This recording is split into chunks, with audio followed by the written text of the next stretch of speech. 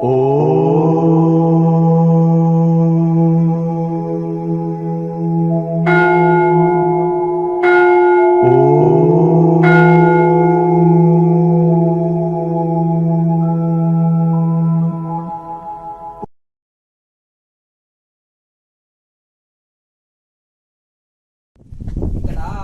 వైద్యము అటువంటిది ఏముండదండి.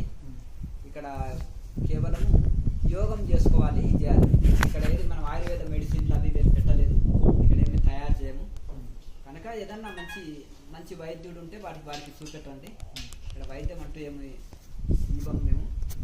ఏమైతే యోగం చేసుకుంటే మాత్రము చక్కగా మెయిన్ మనకు ఎటువంటి ఆరోగ్య సమస్యలు ఉండవు.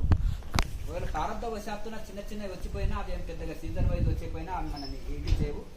ఇంకొకటి ఇమ్యూనిటీ పవర్ పెరుగుతుంది, రోగ నిరోధక శక్తి పెరుగుతుంది. అలాగే దీనివల్ల మంచి ఆరోగ్యంగా ఉంటాం.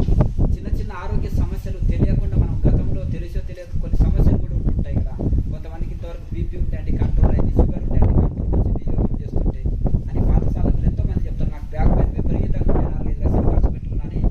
ఆయన పేరు లక్ష్మణమూర్తి అని కర్ణాటకకి వెళ్ళి వచ్చాడు టీచర్. ఆయన వచ్చి క్లాస్ చేసిపోయాడు.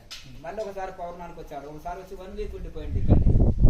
అట్లా పోయి సాధన చేసుకున్నాక 4 lakhs ఖర్చు పెడితే ఆయనకు తగ్గని ఆ యొక్క బ్యాక్ పెయిన్ ఈజీగా ఇంట్లో మహాముద్ర వేస్తేనే పోయింది స్వామి, 1 నెల రోజుల్లో పోయింది నాకు అని ఇది చెప్తుంటారు. ఇంకా కొంతమంది మెడ నొప్పి ఉంటే పోయింది అంటారు, కొంతమంది నాకు థైరాయిడ్ పోయింది అంటారు, కొంతమంది షుగర్ కంట్రోల్ వచ్చిందంటారు, కొంతమంది బీపీ కంట్రోల్ వచ్చిందంటారు, కొంతమంది ఊరికింద నాకు జ్వరం రావడము, అనారోగ్యం పాలు కావడము, ఏదో ఒక సమస్య ఉంటుంది, ఎంత సమస్యలు ఉండేది అవన్నీ ఉంటాయి అని చెప్పేవాళ్ళు. కానీ ఇవన్నీ కూడా వాళ్ళు చెప్తుంటారు, వాళ్ళ వాళ్ళ అనుభవాలు పాత సాధకులు ఎంతో మంది చెప్తుంటారు. యోగ సాధన చేసుకోవాలి, ఇది ధ్యానమే గొప్పది. అంటే అందులో ఇంకా యోగంతో కూడిన ధ్యానం కదా, ఇది ఇంకా చాలా అద్భుతం. మోక్ష సాధనలో ఇది రాకెట్ స్పీడ్ లాంటిది, రాకెట్ మార్గం అనమాట. షార్ట్ కట్ లో మోక్షాన్ని అందించేది ఇది. అట్లా కనుక ఇది రాకెట్ సాధన లాంటిది కనుక క్రియాయోగం అంటేనే ఇది రాకెట్ మార్గం మోక్ష సాధన కనుక ఈ విధంగా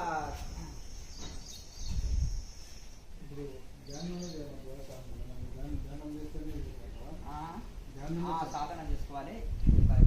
నేర్చుకొని సాధన చేసుకుంటే మంచి రిజల్ట్ ఉంటుంది. యోగము బాడీని అంత క్యూర్ చేసుకుంటుంది. దానికి సంబంధించిన డాక్టర్కి ఏదైనా మంచి చక్కని చూపెట్టుకోండి, తర్వాత ఈ యోగం చేయాలి. ఏమైనా సందేహాలు ఉన్నాయా సాధనలో? మగం చేసినప్పుడు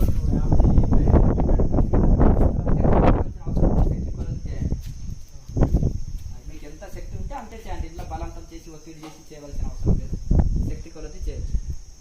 ఇంకేమైనా సందేహాలు ఉన్నాయా? అవి ఉంటామండి, అవి జాతకాలు భూత వైద్యులు చేసేది ఉండదు ఇక్కడ, అర్థమైంది కదా. వాళ్ళు ఎవరు చేతితోటి ఇచ్చి ఎవరో తగ్గేమని చెప్పు, నేను 100 కోట్లు ఇప్పిస్తాను. చేతితోటి అది ప్రసాదాలు ఇచ్చి రోగాలు తగ్గేమని ఎవరన్నా పబ్లిసిటీ చేసుకునేటోళ్ళు ఎవరన్నా అర్థమైంది కదా. ఋషులు ఉన్నారు, వాళ్ళకి అవసరం లేదు ఇటు, అర్థమైంది. ఋషులు ఉన్నారు వాళ్ళ దగ్గర. ఈ ప్రపంచం అంతా రోగాలు తగ్గేది హిమాలయ కరోనా పోగొట్టవచ్చు, హిమాలయ మా ఆరోగ్య సమస్యలు, మా ఫ్యామిలీ సమస్యలు నాకు ఏమై. ఇంకొక ఆయన నాకు ఎలా ఉంటుంది, నా పిల్లలు నా మాట తప్పు చూడండి, నా భర్త నా కాళ్ళు వచ్చేటట్టు చూడండి, అర్థమైంది. వాళ్ళని పావులాకి ఇట్లా వాడుకుంటారు. మీ ఇంట్లో పని చేసే పని నౌకరికి ఇట్లా ఏదంటే అంత దూడమంటే అంత దూడాలి, టీవీ దూడమంటే టీవీ దూడాలి, ఇల్లు దూడమంటే దూడాలి, తోట పని చేయాలంటే చేయాలి. దాన్ని ఏమంటారు? చాకరీ, వెడ్డి చాకరీ అంటారు. వీళ్ళని ఋషులని కూడా వెడ్డి చాకరీ చేయమని అంటారు. కావాలన్నా ఇస్తే ఫీజు తీసుకో, అన్నితో డబ్బులు కొంటా అంటారు కదా. గురువులను కూడా గొప్ప గొప్ప వాళ్ళు ఉన్నారు, ఎవరో కాదు, మన తెలుగు వాళ్ళు, అర్థమైంది కదా. నువ్వు 1,00,000 కోట్లు ఆడ పెట్టేసినా చూడని కూడా చూడవు, అర్థమైంది కదా. ఏమయ్యా ఏం చేస్తున్నావు? ఎత్తుకెళ్ళి బీదోళ్ళకు పంపు, నాకెందుకు తీసుకున్నావు? ఏంటి గుమస్తం చేసుకోవడానికి అని అంటారు, అర్థమైంది కదా. అవును, నీ ఆజ్ఞ నేను వినాలే. నువ్వు నాకు డబ్బులు ఇచ్చేస్తావు, ఇచ్చినప్పుడు నేనేం చేయాలి? నువ్వు కోరికలు లిస్టు చదువుతావు. నువ్వు 10 రూపాయలు ఇచ్చినావంటే 1,00,000 రూపాయలు కోరికలు లిస్టు నా ముందర పెడతావు, అవునా కదా. లేకపోతే ఏమవుతామయ్యా అంటారా అనరా? అయ్యో ఈ విధవకి ఇంత ఇచ్చినా ఆ విధవకి ఇంత ఇచ్చినా ఎవడు నా పని చేసి పెట్టకపోయా. ఇది వ్యాపారం కాదు కదా. ఏమే ఇప్పుడు ఎవరన్నా యోగులను పెద్ద పెద్ద వీరులను చూడడం అన్నట్టు ఫ్రీ సర్వీస్ చేస్తున్నారా చెప్పు, వ్యాపారమే కదా. ఇదిగో నేను యోగం చెప్తా, 10 లక్షలు కట్టు, 5 లక్షలు కట్టు, 10,000 కట్టు, 20,000 కట్టు, అంతే కదా. ఉన్నదే పక్కన ఉంటాడు, వాళ్ళ శాంతి ఉంటుంది. ఇప్పుడు నిజమైన యోగులకి వాళ్ళకి ఏమీ అవసరం లేదు, అర్థమైంది కదా. నీకు తెలియదు, వాళ్ళంతా గృహస్థులు ఉంటారు, వాళ్ళు మిగతా వాళ్ళు నౌకరు చేస్తున్నారు, వాళ్ళు ఏదో సెంటర్ పెడుతున్నారు డబ్బుల కోసం, అర్థమైంది కదా. తీయటి మాటలు చెప్తాడు, పంచదార కూడా పనికిరాదు వాళ్ళ మాటలకి, అర్థమైంది కదా. మొత్తం డబ్బుల వర్షం కురపాలి, వాటి తీయటి మాటలతో డబ్బుల వర్షం లారీలో డబ్బులు అలా వేసిపోవాలి. మీ డబ్బులంతా పారేయండి, నా జ్యువెలరీ వేయండి. మీరు త్యాగి మీ దగ్గర డబ్బులు ఉంటే మీకు శాంతి ఉంటుందండి అంటే అవన్నీ తీసుకొచ్చి నా జ్యువెలరీ వేయండి, అర్థమైంది కదా. మరి మీ జ్యువెలరీ నాకు కింద ప్యాంట్ ఉంటాయి కాదు, ఎందుకంటే బాగా సంపాదిస్తున్నా కదా. నా కొడుకు రోజుకు ప్యాకెట్ మనీ ₹1,00,000 ఖర్చు పెడతాడు బాగా, ఎవరు ఇవ్వాలి? మీ ఊళ్ళో ఇవ్వాలి. ఎందుకు? అది కష్టపడి చెంతోటి సంపాదించిన డబ్బు కాదు కదా. గురుజేమో అందరికీ ప్రపంచం అంతా గురుజీ, గురించి కొడికేమో ₹1,00,000 బాగా పోయి ఖర్చు పెట్టాలి. ఒక తాగాలి, బీరు తాగాలి, మందు కొట్టాలి, వైన్ వాడాలి, మాంసం తినాలి. వాడి భోగి, ఎందుకంటే ఎందుకు భోగి అయిపోయిండు? ఇక్కడ గురుజీ దగ్గర భోగ్యం లేదు, చక్కగా ఏం లేదు, అట్లా దీనిలో త్యాగం లేదు, ఆచరణ లేదు. తన సొంత పిల్లలే ఆ విధంగా వెలువలు తయారైపోతున్నారంటే ఇతనిలో ఆచరణ లేదు. ఉల్లిపాయ తినకండి, 6 నోరు వాసన వస్తుంది, వేదం చదువుటకు పనికిరాదు, ఈ ఉల్లిపాయ వాడకూడదు, మసాలా వస్తువు, అది నిశ్చిత పదార్థం, బ్రహ్మచర్యాన్ని చేరుస్తుందని ఉపన్యాసం ఇచ్చి, ఒరే ఉల్లిపాయ లేనిది ఎట్లా అసలు నోరు రుచి ఉంటుందా? అసలు పప్పు అంటారా? దీన్ని మొహం లాగానే ఉండాలని భార్య నడుస్తున్నారట. అది కుమారుడు చూస్తాడు, ఈ వెధవనేమో మొత్తం ప్రవచనాలు చెప్పి జనాల్ని పిచ్చోళ్ళని చేసేస్తున్నాడు. అమ్మ ఉల్లిపాయ వేస్తేనే అమ్మని ఇంత అరుస్తున్నాడు అని ఆ కుమారుడు గమనించడా? అర్థమైంది కదా. రహస్యంగా వాడు కూడా మందు కొడుతున్నాడేమో, మరి ఇంకేమి వాళ్ళ కొడుకు అట్లా చెడిపోతున్నాడంటే ఆదర్శం లేదు మాట. కనుక ఎంతమంది సాధువులు 60 ఏళ్ళ సన్యాసమైన వాళ్ళు ఉన్నారు కదా, వాళ్ళ కుమారులంతా రోజు ప్యాకెట్ మనీ ₹1,00,000 ఖర్చు పెడతారు.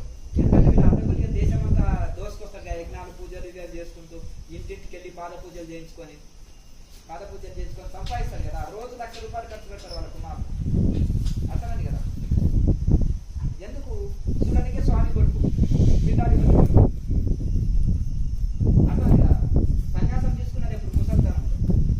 ఎందుకు? సంపాదించడానికి బాగుంటుంది నాయన, పెట్టుబడి లేని సంపాదన ఇది. ఇంట్లో ₹1 ఖర్చు ఉందా? లేదు. అందరు దేవుడు అని కాలుతుంది, బాగుంది ఇది, అవునా కదా. భార్య భర్తలు పక్కన కూర్చొని ఇప్పుడు 2 చేతులు ఊపితే అయిపోయాయి. ఏనా వీళ్ళని పైకి తెచ్చింది ఎవరు? మరో సంపన్నుడే వీళ్ళని, అర్థమైంది కదా. వీళ్ళు ఎంత పెద్ద బ్యాక్గ్రౌండ్, పరిస్థితి చూస్తే చాలా ఘోరం ఉంది. దేశం ఎందుకు వెనకబడడానికి కారణం అంటే ఇదే. వివేకానంద స్వామి అజ్ఞానంలో తోసిందా, మలయాళ స్వామి అజ్ఞానంలో తోసిందా? వివేకవంతులు చేశారు, సేవ చేశారు, వాళ్ళలో త్యాగం ఉంది, సేవ ఉంది. వాళ్ళకు ప్రజలు ₹1 దానం చేసినా దాన్ని సద్వినియోగం చేశారు, అర్థమైంది కదండి. ఇప్పటికీ భారతదేశంలో కొన్ని సంస్థలు ఉన్నాయి, రామకృష్ణ మిషన్, ఇటువంటి వాళ్ళని పొగుడుతుంటారు. వాళ్ళు సేవ చేస్తారు. బ్రహ్మచారుల చేత నడపబడుతుంది, సన్యాసుల చేత నడపబడుతుంది సంస్థ అంటే రామకృష్ణ మిషన్ లాంటిది, అర్థమైంది కదా.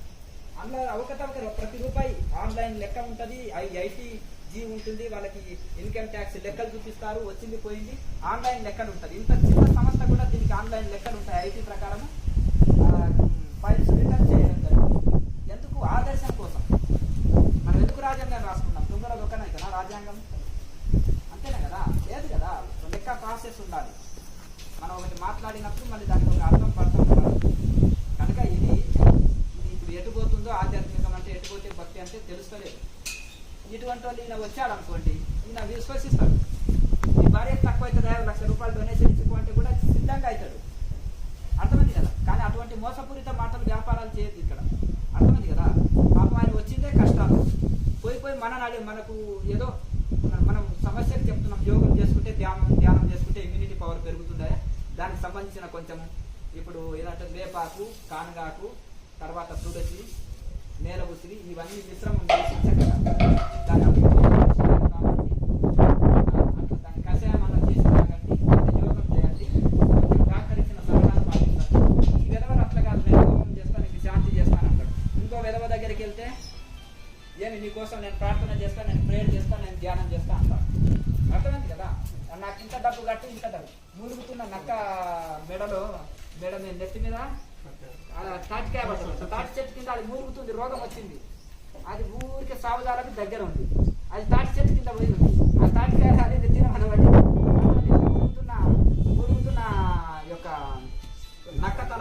నిమ్మకాయ పడ్డట్టు అర్థమైంది కదా.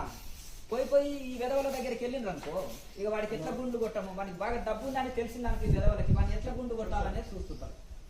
అట్లా ఇది కనుక ఇది వివేకవంతుడిగా ఎవరన్నా బీదోళ్ళని సతాయించేదా చెప్పండి, అర్థమైంది కదా, లేదు కదా. అట్లా కనుక వాళ్ళ కష్టాల్లో ఉన్న వాళ్ళని వీళ్ళు టార్గెట్, వేరే జనాలు వీళ్ళు టార్గెట్, అర్థమైంది కదా. కనుక ఈ విధంగా మనం దాన్ని ఆధ్యాత్మిక సందేహాలంటే అవన్నీ ఇది ఉండాలి. వైద్యంది కాదు, ఇది యోగం చెప్పేది. అట్లా వాళ్ళు మస్తు ఉన్నారు 190 మంది వైద్యులు పెట్టి చూడండి.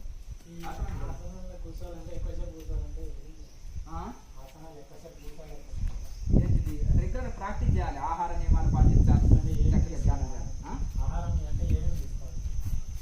ఉప్పు కారం తగ్గియాలి, ఉల్లిపాయ వెల్లిపాయ వాడాలి, మసాలా వస్తువులు తినొద్దు, ఓడి తిండి తినొద్దు, రోడ్డు మీద తిండి తినొద్దు, చక్కటి భోజనం తీసుకోవాలి, ఉప్పు కారం తక్కువ చేసుకోవాలి.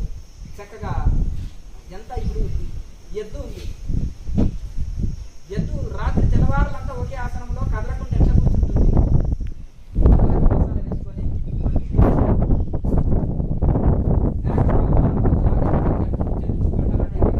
ఎట్లా మనలాగా వండి తింటుందా చెప్పండి.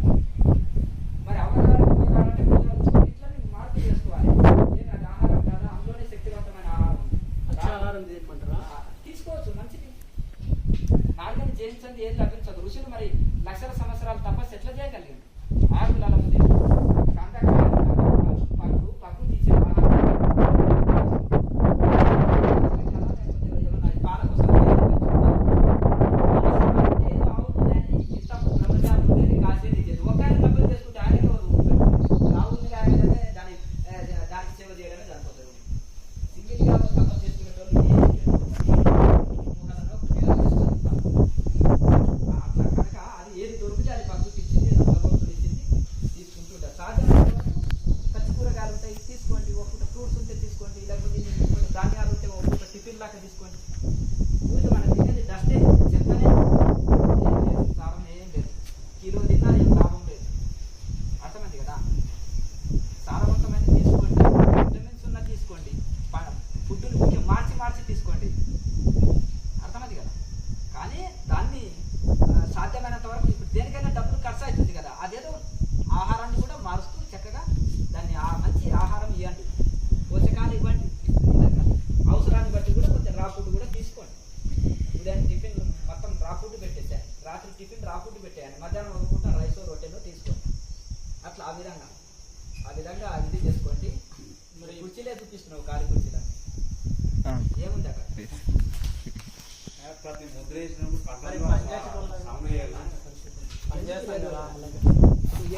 ఏం పని చేయకుండా కూర్చుంటుందా? దానికి నార్మల్ గా ఓకే కూర్చున్నామంటే ఒక ఆకలికి తట్టుకుంటాం కదా, ఎక్కువ హార్డ్ పని ఉంటే అవ్వయ్యా అన్నం మానుకొని ఎవరు అంట 4 పూటలు తిని ఒక పూట ఎక్కువ పని చేస్తున్నావు కదా, అర్థమైంది కదా. ఒక పూట తినమని నియమం పెట్టినా యోగంలో మితాహారం చెప్పబడ్డది, అర్థమైంది కదా. అమితాహారం చెప్పబడలేదు. తింటివనుకో దాన్ని ఏమంటావు, కొండ సిల్వలాగా కదలనే కదలవు, అట్లే పడిపోతావు సెవెన్ దాకా. ఒకేసారి కేజీ తిన్నావనుకో ఇక నువ్వు నడవనే లేదు, వద్దు కడుపులో ఉబ్బరం 9 నెలల మనిషిలాగా లేవలేవు కూర్చోలేవు, అవునా కదా. అదే కాస్త కొంచెం తిన్నామనుకోండి పరిగెత్తమంటే కూడా పరిగెత్తుతావు, అర్థమైంది కదా. యోగా చేసేటప్పుడు నిద్ర రావట్లేదు కానీ ధ్యానంలో కూర్చున్నప్పుడు నిద్ర ఆవహిస్తుంది సార్. మరి ఆ నిద్ర వచ్చినప్పుడు కళ్ళు గడుకో, ఇంత ప్రాణాయామం చేయి పోతుంది, అర్థమైంది కదా. ఇప్పుడు అన్ని మనం ప్రే చేసాం కదా సార్, ప్రే చేసిన తర్వాత మళ్ళీ చివరికి ధ్యానంలో కూర్చోమన్నారు కదా, ఆ ధ్యానంలో కూర్చున్నప్పుడు నిద్ర వచ్చినట్టు అనిపిస్తుంది. ఇప్పుడు మొన్న ఇప్పుడే కదా కొత్తగా వచ్చింది, ఈసారి కదా, మరి ఈ రోజే వచ్చినావు కదా. రెగ్యులర్గా చేయగా అందులో తమో గుణము ఏదైనా ఉందో ఆ తమో గుణ అవస్థ అనేది పోతుంది. క్రియ చేసేటప్పుడు అయితే వస్తలేదు కదా, వస్తలేదు కదా. ధ్యానం చేసేటప్పుడు నువ్వు మళ్ళీ రెగ్యులర్గా ఈ క్రియ చేయగా నెల 2 నెలల లోపల మీ నాటు కొంచెం శుద్ధి అయిపోతుంది, కొంచెం సాధనకు అనుగుణంగా తయారైపోతుంది. అప్పుడు మీరు రమ్మన్నా నిద్ర రాదు ధ్యానం. కొత్తగా ఈ రోజే వచ్చిండ్రు కనుక రెగ్యులర్గా ఇట్లే క్రియని చక్కగా చేస్తున్నాను. క్రియ చేసేటప్పుడు అయితే రాదు, కొత్త వాళ్ళకు కూడా రాదు. ధ్యానం ఎక్కువసేపు కూర్చుంటే ఒక మత్తు లాంటిది వచ్చినా ఈ క్రియని పెంచుకుంటూ రెగ్యులర్గా క్రియ చేయగా ఈ ప్రాణాయామాన్ని పెంచుకుంటూ చేయగా ఆటోమేటిక్గా కొంతకాలానికి నాడులు శుద్ధి అయిన తర్వాత అస్సలు ఇంకా ఎక్కడ కూర్చొని ఎన్ని గంటలు కూర్చున్నా కానీ 24 hours కూర్చున్నా మత్తు రాదు. ఇంట్లో ప్రత్యేకత ఇదే. కనుక రెగ్యులర్గా సాధనని పెంచుకోండి. లైట్ కంఠం ద్వారా లైట్గా శబ్దం చేస్తూ కంఠాన్ని సంకుచితం చేస్తేనే అప్పుడు ఇది చేస్తాం. బెలూన్ ఉంది, సడన్గా విడిస్తే మొత్తం గాలి వెళ్ళిపోతుంది. మరి బెలూన్ని సన్న పెట్టి గాలి వదిలితే నెమ్మదిగా గాలి వెళ్ళిపోతుంది. అట్లాగే కంఠాన్ని సంకుచితం చేసినప్పుడే స్లోగా తీసుకోగలుగుతాం, స్లోగా విడవగలుగుతాం. అట్లా దాంట్లో ఈ కంట్రోలింగ్ వస్తుంది, బ్రీతింగ్ పైన కంట్రోలింగ్ వస్తుంది. ఇప్పుడు వెన్నులో 3 ఎంత ఎక్కువ శ్వాస నింపినామని కాదు, ఎంత కంట్రోల్గా తీసుకుంటున్నాం, ఎంత కంట్రోల్గా వదులుతున్నాం, శ్వాస మీద ఎంత కంట్రోల్ వచ్చింది అనేది ముఖ్యం. ఇక్కడ పూర్తిగా తీసుకోవాలి. అట్లా అంటే సగం సగం తీసుకోవద్దు, పూర్తిగా తీసుకోవాలి, కంట్రోలింగ్గా తీసుకోవాలి, శ్వాస మీద కంట్రోల్ రావాలి, సంకుచితంగా తీసుకోవాలి.